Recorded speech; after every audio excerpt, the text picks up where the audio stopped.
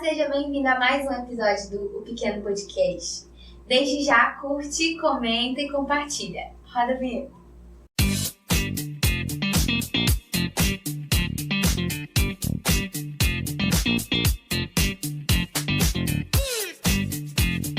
Então, gente, hoje nós estamos com uma apresentadora nova no nosso podcast.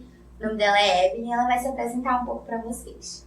Olá, pessoal, meu nome é Evelyn e hoje nós iremos receber a psicóloga Iracy Rocha, ela que é especialista em psicopedagogia, especialista em adoção, coach de família, orientadora educacional, também é presidente do GAPAM, Grupo de Apoio a Pais Adotivos do Amazonas. Desde já, seja bem-vindo ao Pequeno Podcast. Muito obrigada, estou muito honrada de estar aqui hoje com vocês. Obrigada. Nós que agradecemos. Bom, para começar, como foi a sua infância? Quais os obstáculos a senhora teve dificuldade para alcançar seus sonhos? Olha, eu tive o privilégio de ter uma infância muito gostosa, né? Com a família toda reunida, nós temos uma família muito grande, né? Então, estávamos sempre muito voltados para a natureza, né? Minha família tem raízes interioranas, então todo o nosso desenvolvimento, né, infantil foi em contato com a natureza, com o bicho, com canoa, né, com o igarapé. Então foi assim uma infância que hoje é uma base para os nossos filhos e netos também terem esse orgulho de ser amazonense, o orgulho de ter raiz, né, cabocla mesmo, indígena. Então foi uma infância muito gostosa. Aqui no nosso podcast a gente tem muito esse público, né? Infantil, juvenil também, nessa infantil que eu digo nesse meio termo assim, da adolescência para a juventude. Então eu quero perguntar agora para a senhora, durante esse processo da sua infância, assim, quem te incentivou? O que a senhora acredita que te incentivou, que a senhora olhava e falava, eu quero ser, quando eu crescer, eu quero ser igual aquela pessoa? Assim, eu hoje sou psicóloga, né? Então eu não tinha nenhuma pessoa que eu pudesse falar que eu queria ser igual, porque naquela época, eu nunca vi ninguém como psicóloga, né? Eu decidi ser psicóloga já adulta. Então, na verdade, quando criança e adolescente, eu queria ser veterinária. Olha o parâmetro, né? Veterinária e psicóloga, totalmente diferente uma coisa com a outra. Por quê? Porque eu tinha muito contato com a natureza e com bichos. Então, os meus pais...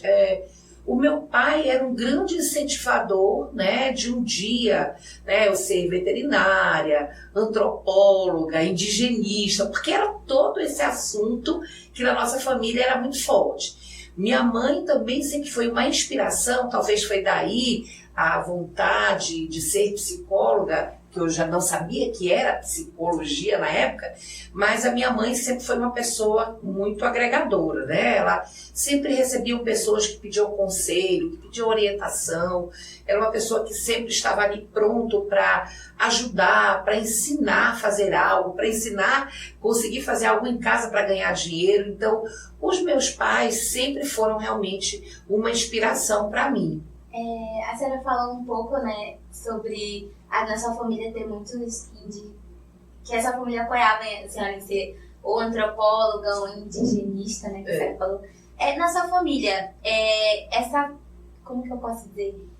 Já existia esse sentimento, assim, de lutar, assim, pela sociedade em todo, assim, que eu acredito que esteja, né, presente nessa família, dessas lutas, né, sociais? Há 52 anos atrás, né, 54, porque ontem eu fiz 54 anos, né, há 54 anos atrás, no meu contexto, não existiam muitas situações relacionadas à luta, né, a luta pela igualdade, a luta, mas sim a luta pela terra, né, pelo respeito à nossa história, à nossa cultura.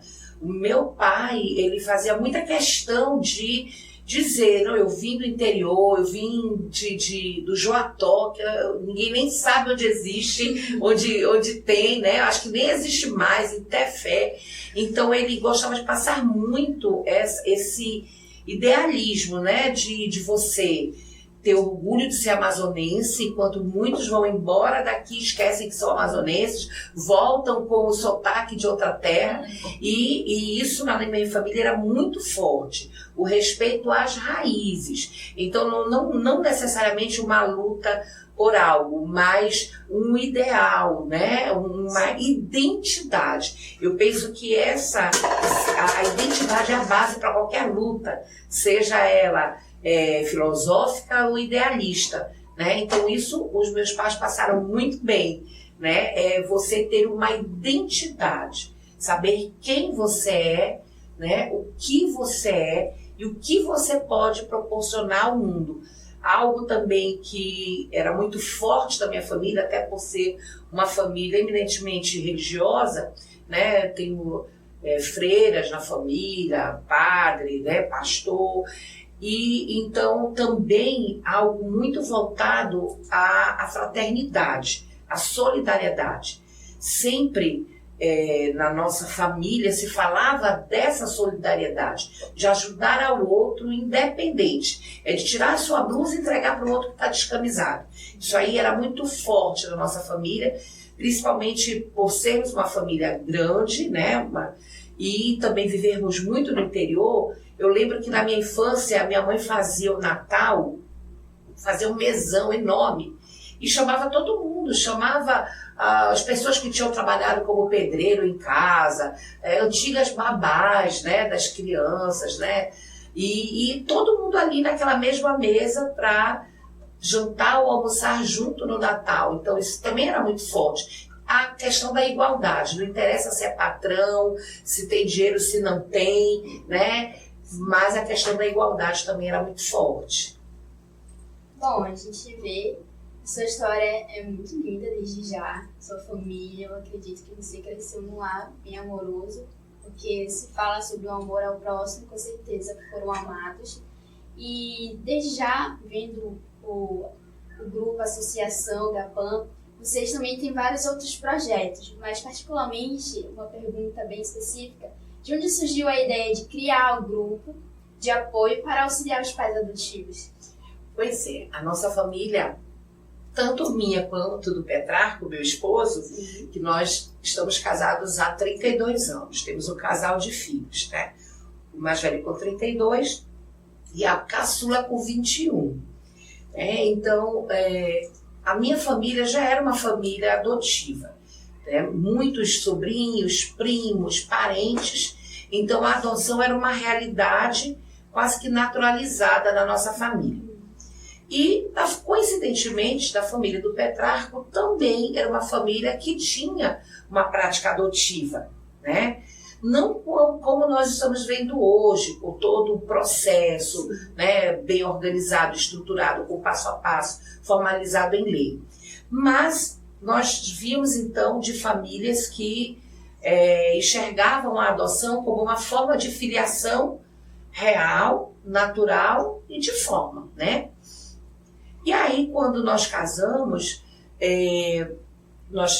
vem o Lucas, é o primogênito, nós perdemos mais 2 filhos, que eram o Tiago e o Pedro Augusto. E sempre, logo que nós casamos, nós sempre quisemos, né, fazer uma adoção. Para nós era muito certo, que nós queríamos uma família enorme. Nós não tivemos uma família enorme, né? Sim. Só 2, só agora o casal, né? Porque os outros 2 faleceram. E nós passamos 10 anos gestando a Ana Clara, né? Porque nós queríamos que ela realmente tivesse um lugar de filho. Não porque nós estávamos enlutados pela morte dos nossos filhos. Sim, muito lixo, né? Seu Android. Então, era realmente um momento de pensar que ela tinha que ter pai, mãe, família no lugar de seu, não de agregado, né? E aí, na oportunidade, eu estava fazendo faculdade e estava escrevendo o TCC. E, ao mesmo tempo, foi quando a Ana Clara chegou e nós observamos que nós não tínhamos ninguém que nós pudéssemos pedir uma ajuda, uma orientação. Que há 21 anos atrás, no máximo que tinha era a revista Pais e Filhos. Sim. E lá só tinha o quê? Qual é o pré-natal que você tem que fazer? Qual é o remédio que você tem que tomar? Né? A tua pressão fica alta. E como a gente perguntar, né? Como é que a gente faz para contar para ela? Como é que a gente cuida dos primeiros dias? Né? E quando perguntar sobre a mãe biológica, nada disso, ninguém podia nos ajudar. Pelo contrário, quando falávamos antes dela nascer na nossa família, quando nós falávamos de adoção, todo mundo dizia, vocês estão loucos, vão pegar filho dos outros para quê? Vocês querem sarna para se coçar? Ou então alguém dizia assim, nossa, como vocês são bons, né? Gente, só um santo faz isso, nós não somos santos, nem somos bons, nós queríamos ser família. Então passando pelas dificuldades do processo de adoção, que por mais da boa vontade que os técnicos do juizado, psicólogos, assistentes sociais, tenham toda a boa vontade de orientar e de acolher, elas não dão conta, né? Não davam conta nem naquela época e nem hoje, né? E aí eu escrevi então meu TCC e eu soube que existiam no Brasil grupos de apoio à adoção e eu comecei a pesquisar. E aí, junto com a Magali, que é a diretora do Lar Batista Janel Dola, e na época nós estávamos juntas, Magali, que tal a gente montar um grupo de apoio? Ela topou, Petra, topou. Na época também chamamos a Priscila, chamamos a Gisele, né? E aí montamos o primeiro grupo, que era na varanda da nossa casa. Né? E aí foi de boca em boca, acontecendo, e começou a surgir pessoas que, são vocês que têm um grupo de apoio que fala de adoção. E aí veio a lei da adoção, que formalizou então no país que os grupos de apoio poderiam apoiar, né, o Tribunal de Justiça, a Vara de Infância, para fazer as formações dos pretendentes, que antigamente não era obrigatório. Passou a ser obrigatório a partir da lei, né, que se estabeleceu dentro do processo de adoção. Então foi ali, nesse momento, o surgiu de uma necessidade, né, de entender que tudo aquilo que nós passamos, outras pessoas não precisariam passar. Verdade. Nesse sentido, eu queria fazer uma pergunta, né, que a senhora falou que ainda existem, dentro desse processo, muitas pessoas que apontam, né? Muitas pessoas que falam essas coisas. E a senhora acredita que hoje muitos pais que querem adotar, eles acabam desistindo devido a esses pensamentos negativos, porque a gente ainda tem, né, um pensamento negativo da sociedade. A senhora acha que isso acaba atrasando a adoção desses pais? Não, para alguns talvez, né, aconteça dessa forma, para outros motivos, né, porque são inúmeros os motivos que podem fazer uma pessoa desistir de uma adoção. Mas ainda assim existem pessoas, é por isso que o grupo de apoio faz o projeto Gestando o Amor, né, que é de pré-adoção. Nós fazemos 4 encontros para falar de N assuntos, principalmente da desmistificação do preconceito, né? E é possível, quando eles vão para esses encontros, eles levam, às vezes, o pai, a mãe, a sogra, né, a madrinha, né, para ouvir que realmente, quando você adota, você não adota sozinho. Você não é um pet coqueiro, né? Você é um ser social. Então, essa criança tem direito a ter um vizinho, tem direito a ter um tio, uma avó, né, um primo. Então, você adota com a comunidade. Você não adota sozinho. Então, a gente trabalha muito na psicoeducação, que eles precisam ser multiplicadores da nova cultura da adoção, que as pessoas quebrem esse ciclo de ideias preconcebidas sobre a adoção, que a criança adotada é o que vai dar trabalho, a criança adotada é que vai usar drogas, a criança adotada é que vai dar trabalho porque a mãe é presidiária, sabe? Então, essas ideias são deturpadas e elas precisam ser desmistificadas. também isso existe um preparo, né? Sim. Muito legal que a senhora vem falando, né, sobre a associação. Como é que a senhora vê que a senhora tem ajudado os pais e crianças? Como é que a senhora fica assim, vendo como eles ficam, cada um deles? Eu penso que nós podemos fazer muito mais. Eu acredito que realmente nós poderíamos fazer muito mais. Mas aí a gente acaba ficando amarrado a uma série de situações, né? Todos que trabalham na adoção, no GAPAM, são voluntários. Todos precisam sobreviver, trabalham, não podem se dedicar 100% ao GAPAM. Nem eu, que sou a presidente, eu não tenho como me dedicar 100% ao GAPAM. Eu ainda trabalho, ainda estou correndo atrás da minha sobrevivência, né? Então, se nós nos dedicássemos 100%, se isso fosse possível, nós faríamos muito mais. Nós ainda não temos sede, mesmo com 19 anos de existência, né? E nós hoje fazemos nossos encontros na FAMetro, né? Então a FAMetro nos acolhe, nós fazemos os encontros lá e ampliamos os encontros através dos encontros online para os interiores, justamente para a prevenção da adoção ilegal, né? Então eu acredito, Lucas, que nós poderíamos fazer muito mais. Isso me entristece e é uma frustração para mim não poder fazer mais, né? Não ter uma sede que fosse possível eu realizar mais. Mas ainda assim, eu penso que esse sonho ainda não morre e ele se aviva cada vez mais, justamente por tantas histórias que nos atravessam, tantas histórias que são contadas, né? Pretendentes que muitas vezes vinham com baixa autoestima, achando que por ser solteiro não ia adotar nunca e adota. Ou por ser uma família homoafetiva, masculina ou feminina, achando que ia acontecer um preconceito, iam passar por cima, não iam entregar a criança, e eles adotam, né? Então, quantas pessoas que chegam no grupo amarguradas ou cheias das ideias que os parentes colocam, você vai ter um problema, você é louca, não sei o quê, e mesmo assim vai para o grupo. Aí quando ouve, né, sobre o amor incondicional, né, quando ouvem os exemplos de famílias que deram certo na adoção, e aí dá aquela respirada de alívio, eu estou no caminho certo, então eu topo esperar o tempo que for necessário para realizar o meu sonho. E também de famílias já com seus filhos, né? Nós acompanhamos mais ou menos umas 180 famílias.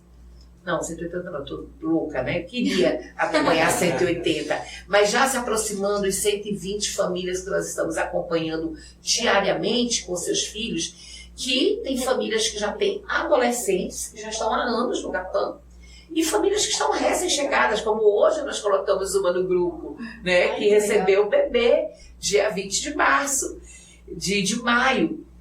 Então, quando eles contam, né, as histórias, quando eles contam o quanto nós fomos importantes nessa trajetória, né? Porque eu fico de plantão de 6 da tarde às 22 horas à disposição das famílias ou dos pretendentes. Então, de vez em quando, você recebe um telefonema. Iraci, ele não quer ir para a creche. O que eu faço? Aí, vamos pensar. Será que você preparou ele direitinho? Será que ele não está achando que ele está sendo colocado de volta, devolvido no abrigo? Meu Deus, aí liga de novo. É isso mesmo, eu conversei com ele. Já expliquei que eu não estou abandonando ele de novo, que é uma escolinha. O outro liga. Iraci está adolescente, está dizendo que eu não sou mãe dele. Aí, pois é, mas isso você já esperava. Então, respira fundo e engole. Não é uma ofensa pessoal. Isso qualquer criança fala, até os filhos biológicos. Diz que eu não queria ser teu filho, você me teve por quê, não é? Então, são coisas da adolescência, respira fundo. Então, quando eles nos procuram com essa consciência que eles vão ser acolhidos, vão ser ouvidos e não vão ser julgados, então isso já supera as expectativas que nós temos, né? Então, a confiança, a credibilidade que nós temos nessas pessoas. Você falou um pouco sobre a pré-adoção e puxar um pouco também da pós-adoção. Mas eu queria que a senhora falasse um pouco mais da pós-adoção. Como vocês fazem um acompanhamento com a família que adotou a criança?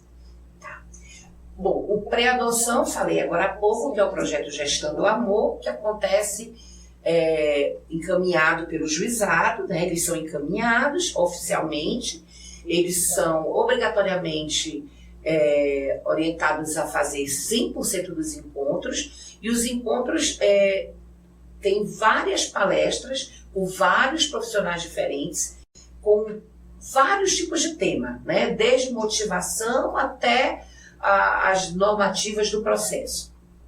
Já o pós-adoção são profissionais de áreas afins, mas sempre ligada à educação, à saúde mental, né, ao desenvolvimento humano, e que trazem assuntos do interesse desse grupo.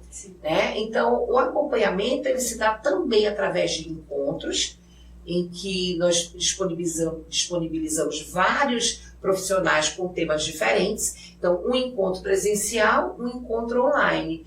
Por quê? Porque nós também temos famílias nos Estados Unidos, em BH, né, em Blumenau, em Tefé, em vários lugares. Né? Então, para dar oportunidade para essas pessoas que precisaram ir morar em outro lugar, continuar no grupo, nós oferecemos também o grupo online.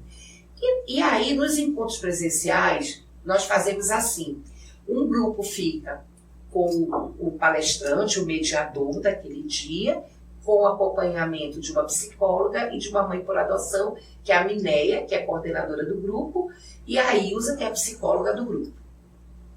E as crianças ficam numa outra sala com uma equipe de pedagogos, psicólogos e recreadores, que é o espaço arco-íris.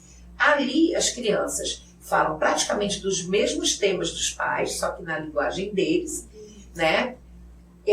Assistem filmes, brincam, né?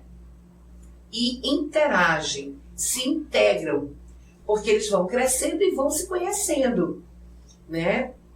E aí, além desses encontros que nós temos, tem a disponibilidade, né, de pedir orientação à tarde ou encaminhamentos para profissionais que são especialistas na adoção e podem acompanhá-los também o valor comunitário, né, por exemplo. E aí a gente vai como amigos, como um grupo, realmente tem horas que uma madrugada lá explode. Meu Deus, eu tô no período de adaptação, a criança está com febre, o que eu faço? Eu vou ser presa, eu vou ser chamada de negligente. Aí, não, você quer que eu vá com você? Ou então, não, fica tranquila, leva o documento do juizado, você vai conseguir, sabe? Então é um grupo que está se fortalecendo e tem uma rede de apoio. Porque isso é muito importante, ter uma rede de apoio. Muitos que adotam solteiros não têm rede de apoio. Ou muitos que estão em Manaus, transferidos, não têm. Então, o nosso grupo também faz esse papel de grupo, né, de rede de apoio para eles. A senhora falou um pouco sobre a pré-adoção, né? Eu estava falando também. Se uma pessoa quiser adotar, ela pode procurar uma ajuda do grupo? Pode, nós recebemos muitos, né? As pessoas nos procuram muito porque nos acham na rede social e aí a gente faz essa orientação, né? Primeiro, tiramos as dúvidas mais íntimas, né? Eu posso adotar? Com que idade eu posso adotar? Eu sou separada? Eu não sou católica? Então eu vou dando todas as orientações. E encaminho, olha, se você realmente quiser, você precisa ir à Defensoria Pública ou à Vara de Infância, eles vão te dar uma lista de documentos para você providenciar, dentre eles, né, a verificar a questão da saúde mental, né, verificar os teus antecedentes criminais, que é muito importante. Mas eu sou assalariado, não tem problema, isso não é um critério para você não adotar, mas é muito importante nós também pensarmos por esse lado prático, porque muitas vezes as crianças já vêm de um lar onde falta tudo, né? Vêm de lares que existe não só a falta do afeto, né, a negligência do afeto, mas a negligência da alimentação, a negligência dos cuidados básicos. E nós sabemos que o salário mínimo realmente não dá para manter uma pessoa. Imagina uma criança. Então, a gente também precisa pensar sobre isso. Não é um critério, mas eu coloco para que eles também pensem sobre isso. Se é o momento, né? Ou você entra na fila da adoção e vai trabalhando em cima desse melhor, né, momento financeiro para você também, porque você tem que estar preparado para o custo que uma criança traz, principalmente se ela tiver algum transtorno ou alguma doença, ou aparecer no futuro, né, ou alguma situação que ela precise de um psicólogo, ela precisa de um pediatra, você precisa ter, né? Então a gente não pode revitimizar essa criança que já vem de situações anteriores de negligência, de maltratos e às vezes realmente de pobreza. Então tirar de um lugar para um outro não adianta, né? O que mais você tinha me perguntado, Roberta, sobre... Eu queria também saber agora, né, já que a senhora já falou, eu fiquei empolgada, né? E eu queria saber, assim, por onde que eu encontro o GAPAM, assim? Tem as redes sociais, né? Mas sim, a senhora falou também que as reuniões são na FAMetro. Isso. Onde que eu posso encontrar o GAPAM? Tá, o GAPAM hoje tem o escritório administrativo no Dom Pedro, né, no bairro Dom Pedro. Depois a gente pode colocar lá, né? Isso, mas principalmente encontra no meu celular, porque a gente agenda o atendimento ou fazemos videochamadas, né? Aí nós vamos também colocar o número aí direitinho para as pessoas que podem, já o telefone que realmente todos podem ter, que é o 996 18 18 98, fala diretamente comigo, né? E dependendo da demanda eu faço os encaminhamentos para os órgãos de proteção à criança.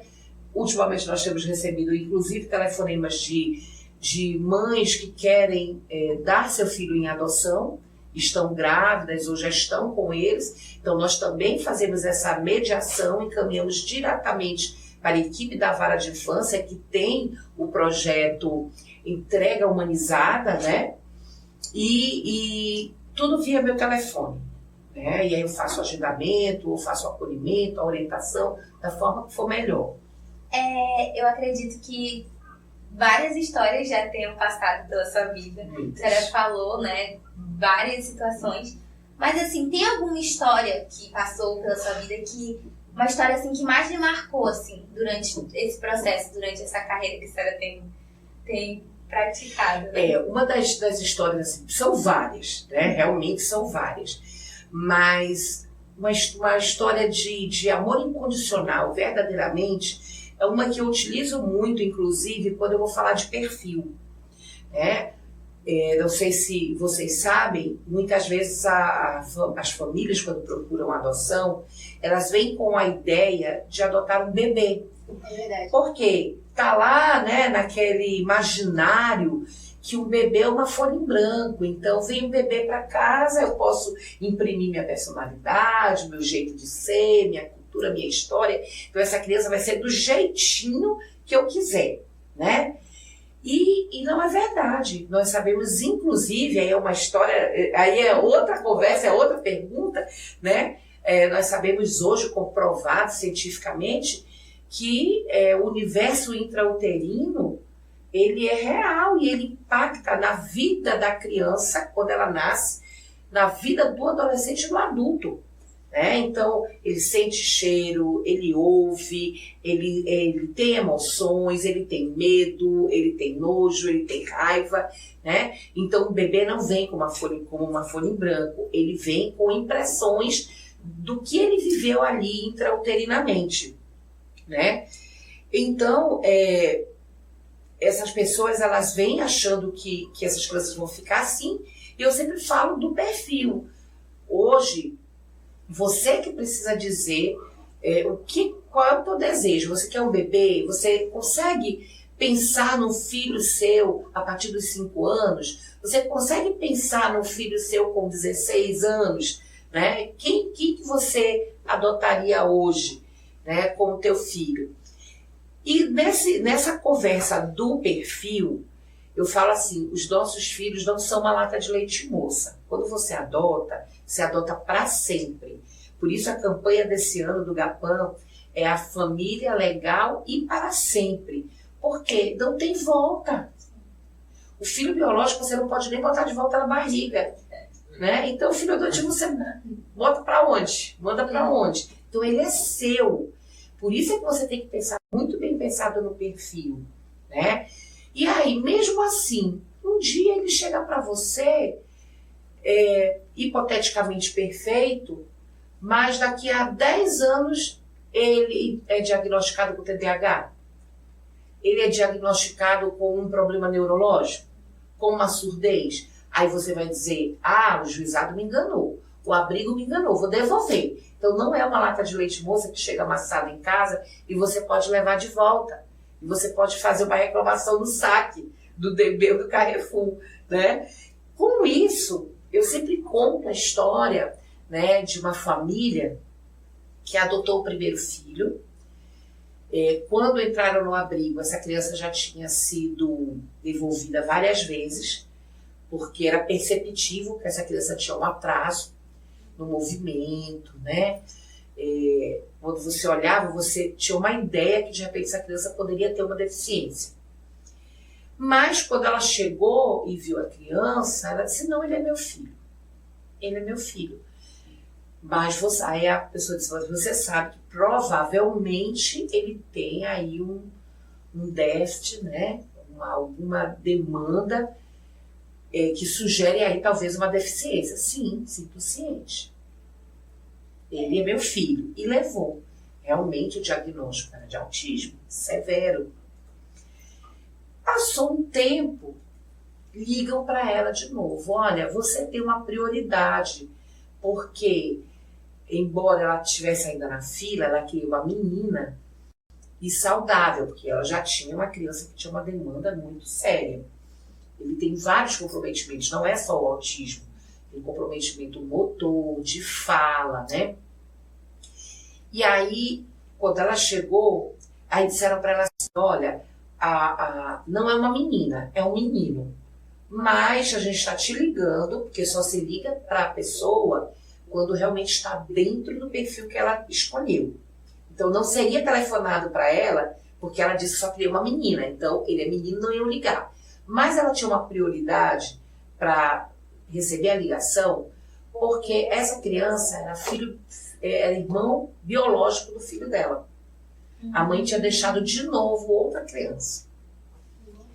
E aí ela disse, tudo bem, então eu vou conhecer. Né? Foi lá, chegou.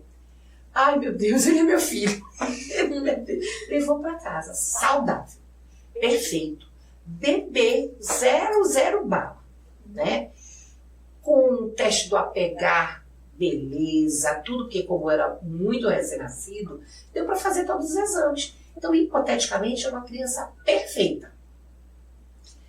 3 anos depois, no consultório médico, numa consulta de rotina, descobre que ele tem uma síndrome gravíssima.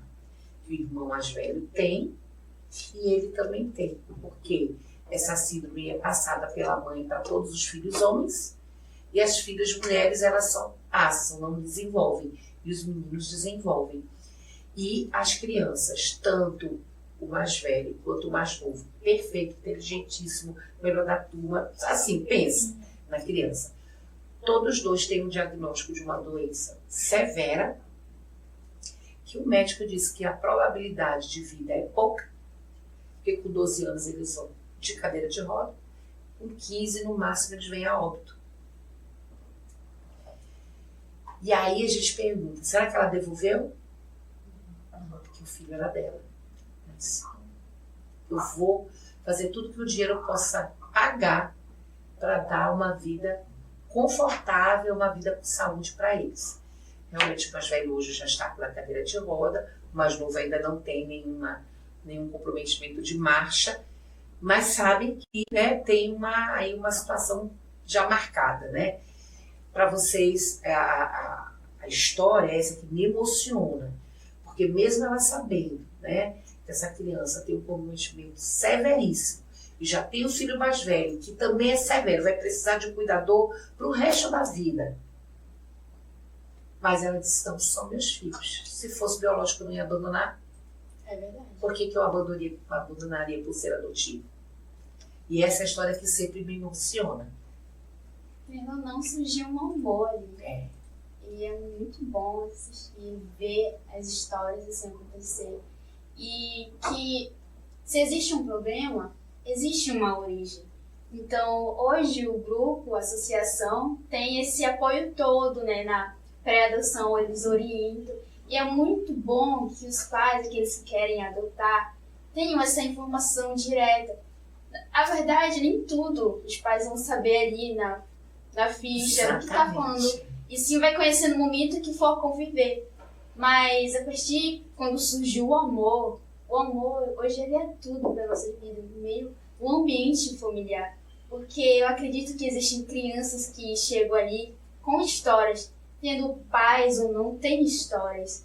E no momento que os pais adotam ali, é preciso ter ciência, gente, de que essas crianças têm histórias e que precisam ser amadas, valorizadas, assim como os filhos biológicos. Se você quiser adotar um filho, tem esse pensamento de eu vou amar igualmente como eu amo meu filho biológico. E que o amor possa inundar, principalmente, né, o lar dessas crianças, o coração dessas crianças, porque eu faço ideia de como ela se sente, de como é o impacto ali emocional na vida dessas crianças, né? E muitas delas também sofrem a negligência familiar, o abandono. E eu queria que você falasse um pouco sobre isso, de como vocês lidam com crianças que têm essas histórias assim. Nós não lidamos diretamente com as crianças porque elas vêm dos abrigos, né? Ou das famílias acolhedoras. E nos abrigos e nas famílias acolhedoras, eles fazem todo esse trabalho. É um trabalho incansável e realmente muito delicado. Porque você falou tudo, Evelyn. Imagina, né, essas crianças vêm com marcas, com feridas abertas, que elas podem ou não cicatrizar ao longo do tempo.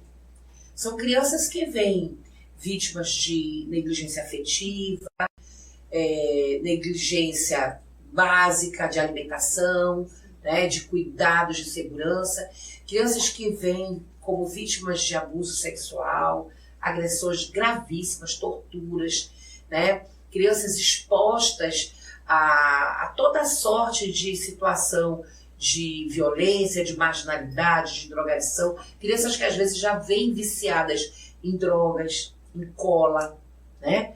Então, são crianças que realmente precisam de uma família segura que esteja disposta a ser família, ser pai e mãe verdadeiramente. E você disse tudo, um detalhe, né? Adotar independe de ser uma criança adotiva ou uma criança biológica. Porque, inclusive, os filhos biológicos eles precisam ser adotados. Né? Nós temos muitos filhos biológicos que não são adotados, que são jogados na porta da escola, né? Que não vão na reunião de pais, que não fazem tarefa com os pais, né? Que se viram sozinhos em casa, que vão a pé para a escola sozinhos, né? Que se viram sozinhos para arrumar sua roupa, para comer. Então, esses também precisam ser adotados. Não são só as crianças adotivas que precisam ser adotadas. As crianças como um todo, adolescentes como um todo precisam ser adotados, né? E a família precisa estar ciente que o amor que ele tem para dar não basta. Ele tem que estudar, ele tem que conhecer um pouco de adoção, de desenvolvimento humano. Eu sempre falo para os pretendentes à adoção que a espera, né, que a gravidez invisível, a gravidez do coração, eles têm que aproveitar para fazer uma desintoxicação. Eles precisam aproveitar para trabalhar as relações. Porque se eu estou de mal com a minha sogra, como é que eu vou receber uma criança que não é minha, que vem de uma outra realidade? Qual é a tolerância que eu vou ter com ela se eu não tenho tolerância com a minha sogra? Se eu brigo com todo mundo no meu local de trabalho, que eu sou uma pessoa inflexível, sou uma pessoa que vive aborrecida, mal-humorada, como é que eu vou receber uma criança que vai bagunçar toda a minha casa? Como é que eu vou receber uma criança que vai fazer birra comigo? Então, o processo de espera, que é o pré-natal dos adotantes, eles precisam investir em si mesmo, no conhecimento das suas relações, né? No conhecimento dos seus pontos negativos, né? Na relação com o outro também. É uma nova cultura da adoção. Você não pode adotar de qualquer jeito. Você recebe uma criança com tantas cicatrizes, né, que você não sabe por que ela está chorando à noite. Você não sabe por que ela não deixa você tocar e abraçar. Você não sabe por que ele não deixa você botar ele no colo. Você não sabe o que essa criança já passou. Então você tem que estar preparado para isso, só que a gente não se prepara só no senso comum, só no amor. A gente se prepara também estudando. O amor é verdade, ele não é só amar que daria amar. Se fosse por isso, né? Enfim, o amor ele acarreta tudo isso que você falou. E como o amor é a base, vamos supor, eu acredito que é a base, é preciso também estar ciente dos demais problemas e englobar isso de uma forma positiva no ambiente familiar e também diretamente à criança. Eu acredito assim. Bom, também tem a comemoração, né, do Dia Nacional da Adoção, acredito no mês de maio, né? Dia 25 de maio. Vi que vocês também comemoram com o piquenique da adoção. Como surgiu também essa ideia de trazer essa comemoração, né, do piquenique, né, de adoção? E agora nós vamos ter o Arraial do Gapã, né? Vamos fazer lá no Moacir Alves. Legal. No abrigo Moacir Alves.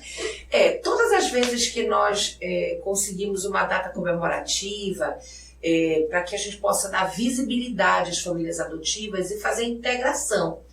Porque uma das formas de nós darmos visibilidade à adoção, uma das formas de buscarmos desmistificar essa ideia, que é uma família diferente, que é uma família menor do que as outras, menos importante, é mostrar. Né? Então, o piquenique da adoção veio da ideia de realmente a gente encontrar as pessoas, né? Se encontrar, fazer ali todo mundo estar juntos, brincar juntos, né? Recordar que você foi do meu grupo de pretendente, né? Olha, eu fui da turma de 2011, eu fui da turma de 2015, né? E as pessoas que não conhecem me perguntam: o que é isso? Nossa, de adoção? Todas as famílias adotivas são. Né? Então as pessoas começam a perceber que a minha família adotiva é igual a tua. É uma família. Só foi uma forma, uma via de ser família diferente. Né? E aí o piquenique surgiu dessa forma, para fazer a integração das famílias, para elas se sentirem como parte de um todo. E não eu estou escondida, porque nos primórdios, né, as famílias adotavam, mudavam de bairro, mudavam de cidade, não deixavam ninguém saber, fingiam que não tinham adotado, que era natural. Muitas pessoas, por isso a adoção ilegal, forjavam certidão de nascimento, colocando seu nome, né? Por quê? Porque tinham vergonha de dizer. Né? E nós queremos mostrar com esses movimentos, esses eventos, essas festas, que nós não temos vergonha de ser família de exploração. Nossa, que legal. A senhora sabe, aqui no Amazonas, aqui na nossa cidade, né, em Manaus, quantos abrigos tem aqui na nossa cidade? A senhora tem esse São 9 no total. Eu queria fazer mais uma pergunta, né? A senhora falou sobre o perfil de cada criança. Qual que são os perfis que a senhora acredita que são, assim, os mais difíceis de serem adotados? São as crianças já mais velhas ali? A preferência nacional é o bebê, né? Ou então até no máximo 3 aninhos. Depois dos 3 anos já começa a ficar mais difícil, né? Então a adoção tardia já começa aí a partir de 4 anos de idade. Já começa a se entender como adoção tardia. Então já começa a ser mais difícil. Depois vem seguido do grupo de irmãos, né? Depois dos grupos de irmãos, nós vamos ter aí os adolescentes, os jovens adolescentes e as crianças com deficiência. Né? Então, quando eles vão fazer a ficha, né, e preencher com o seu perfil, eles geralmente colocam se querem a cor de pele, né, ou se é indiferente, a idade, o sexo. Tudo isso vai dificultando, né, porque não é uma prateleira do DB com os bichinhos lá, né? Não é aquele desenho da cegonha que tá as crianças todas lá enfileiradas, né? Então não tem nada pronto, né? Então esses são realmente os perfis que vão ficando mais difíceis. São as crianças que não são de um perfil comum. Como é que a senhora estava falando sobre os bebês, as crianças não vir pronto, né? Porque quando os pais vão adotar, eles têm uma imaginação, eles têm um ponto naquilo ali. E aí, quando eles acabam conversando com a senhora, muda toda a ideia. Mas o que eu queria perguntar da senhora é como é que a senhora ajuda no processo, depois de ter recebido a doação. Como é que a senhora ajuda as pessoas a se moldar diante do processo? Tá. Depois que essa criança chega na casa, sim. Tá. Então, tem uma rede de apoio para isso, né? Não é só o GAPAM. A equipe do juizado também faz o seu papel, né? A psicóloga, a assistente social, eles vão em casa, né? Eles têm encontros com essa família. O próprio abrigo ou família acolhedora também entra nesse processo. Eles são fundamentais nos primeiros meses, porque foram eles que estavam com as crianças esse tempo todo. Então, coisas do tipo, Lucas, assim, quantos ml de leite bota nessa mamadeira? Ele come banana amassada, entendeu? Essas coisas assim.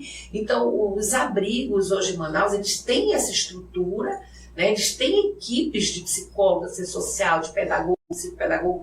Então, eles também ajudam nesse processo durante os primeiros meses, né? E eu vou dando essa continuidade de orientação quando eles precisam, né? Então, quando eles precisam, eles entram em contato conosco e aí nós vamos ajudando, seja na orientação, seja no encaminhamento para especialistas, né? Seja para recebê-los, né, no nosso escritório, mas a maioria mesmo vai para os encontros que nós falamos sobre assuntos afins.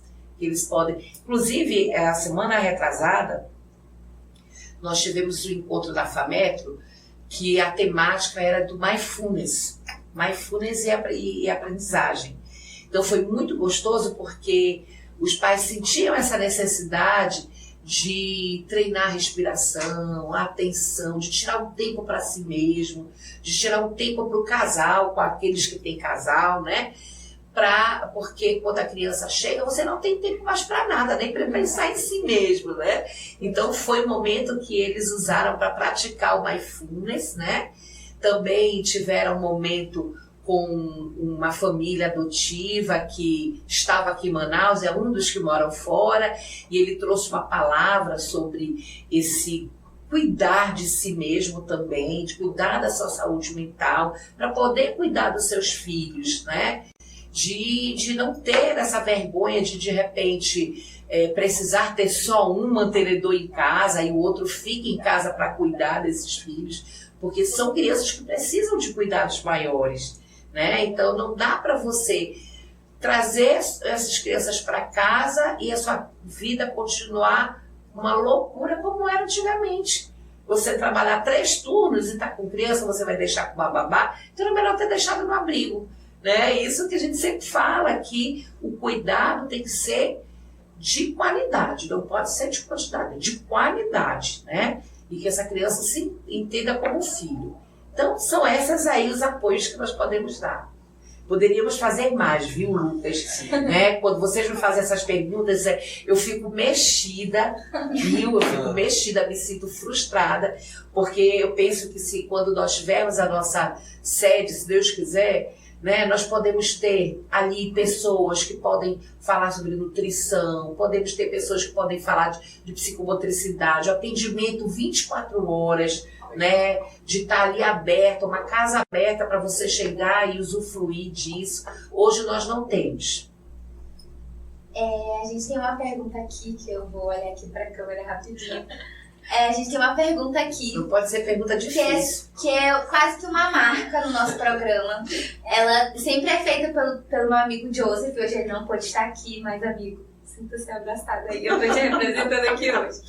É uma marca dele e ele sempre faz essa pergunta, eu vou fazer, né, pra senhora. Eu vejo que quando a senhora fala sobre esse trabalho, a senhora fala com muito amor, com muito carinho e muita dedicação. A gente sente isso. Quando a senhora fala, né? Eu acho que eu tô amando muito esse programa, tô me sentindo muito... Super leve. Nossa. Sim, sim. E eu tenho certeza que, como a gente falou, né? O seu trabalho transforma muitas famílias, transforma tanto a família ali adotiva quanto a criança, né? Que está sendo adotada. E agora eu quero fazer essa pergunta, que é como que isso te transforma? Porque transforma as outras pessoas. Mas como que isso te transforma? O que você vê que você tá melhor? Ou como que é esse processo? Como que te transforma? Com certeza, eu penso, é uma pergunta difícil, viu? É verdade. E se não transformasse, né, quem seríamos nós? Que espécie de pessoa seria eu falando disso, né? Porque você lidar com pessoas é transformador, inevitavelmente é transformador. E você lidar com a adoção é mais transformador ainda porque te traz o peso da responsabilidade.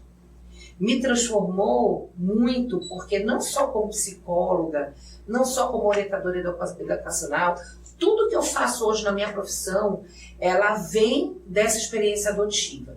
Ela vem dessa tomada de decisão, né?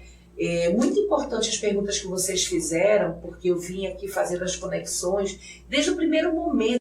Nunca, em todas as entrevistas que eu já dei, em todas as rádios, podcasts que eu já estive, ninguém me fez essa pergunta, né? Como foi a minha infância, a minha trajetória e quem me inspirou. E somente agora eu fiz essa conexão, né? Que a minha família foi essa inspiração para ser hoje a presidente do Grupo de Apoio à Casa Adotiva do Amazonas, né? Essa dedicação à família, né? Que todos tivessem uma família como eu tive, né? Que todos me apoiassem com meus filhos, com as decisões de ter meus filhos, né? Seja biológico ou seja adotivo, com o apoio dessa família, né? O apoio dos meus vizinhos, inclusive, meus colegas de trabalho. Tudo isso que eu tive o privilégio de ter, eu gostaria que todos tivessem, né? É por isso que eu sou, às vezes, centralizadora, eu quero estar ali, ver tudo, né? Saber tudo, como é que está, quem está fazendo. Nós temos coordenadores para cada projeto. Eu não estou toda hora envolvida, mas eu quero estar o tempo inteiro lá para saber de tudo, para garantir que todos estejam tendo esse privilégio de se sentir acolhido, né? De se sentir acolhido. E isso me transforma porque em alguns anos atrás eu me ressentia muito de não ter a nossa sede, né? De não ter todos os voluntários que eu acho que é necessário nós termos. Me ressentia muitas vezes com pessoas que às vezes não tinham muitos afazeres como eu tenho, e que não arranjavam tempo para serem voluntários, né? E aí isso também foi uma causa de transformação, porque hoje a minha fala o meu voluntário só dá o que ele pode, e o que ele pode é de excelência. O que ele pode vira 100%. Se ele só pode me dar 2 horas no ano, essas 2 horas no ano vão ser as melhores 2 horas que ele pode me dar. E eu vou ter excelência nesse trabalho, que ele só pode me dar isso. A partir do momento que eu me dei conta que as pessoas só dão o que podem, aí eu sou menos intolerante com os outros, né? Transformou a minha vida com meus filhos, né? Para eu entender que cada um realmente tem a sua vida, que realmente eu não posso criar expectativas em relação a eles, porque eles são seres humanos como eu sou. Então eles fazem escolhas e nem sempre essas escolhas são as minhas, né? E eu posso também hoje, né, de forma transformadora, impactar as pessoas com as experiências que eu tenho, que são experiências que foram colhidas, né, ao longo dessa minha estrada, desse meu caminho, em que pessoas me impactam com suas experiências e eu tenho o privilégio de impactá-las também amorosamente com as minhas experiências. A senhora falou, né, que desde criança, que foi a primeira entrevista que a senhora fala sobre essa infância. E eu acho que pelo menos aqui durante essa entrevista, eu percebo que tinha que acontecer. Eu acredito que toda essa experiência já estava escrito, porque essa história era para ser, e eu acho que é muito lindo. Gostei muito, quero agradecer a senhora. A gente já está se encaminhando para o fim do nosso podcast. Ai, gostoso, estava tão gostoso. Já botaram a plaquinha, Puxa, e nós nem falamos sobre o Coragem para Somar. É verdade, estava na minha cabeça. Estava na sua cabeça, então faça a pergunta que a gente encerra com essa pergunta. Então, para finalizar, né? Como é o projeto Coragem para Somar? O projeto Coragem para Somar sempre foi e sempre será um desafio. E ele surgiu da indignação de nós não termos políticas públicas ou não termos suficientemente servidores e órgãos sérios no interior. Sim. Então, o norte, a região norte e a região nordeste são famosos, ainda guardam esse ranço de serem as regiões que mais temos adoções ilegais.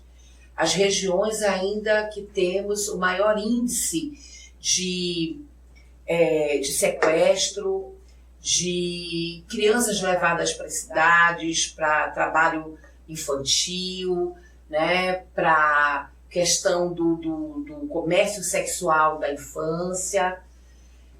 Então, o Coragem para Somar já está dizendo tudo, né? Ele foi inaugurado em 2016, no encontro Norte-Nordeste que nós tivemos aqui no Amazonas, e nós nos colocamos à disposição de ir falar sobre as boas práticas da adoção nos interiores.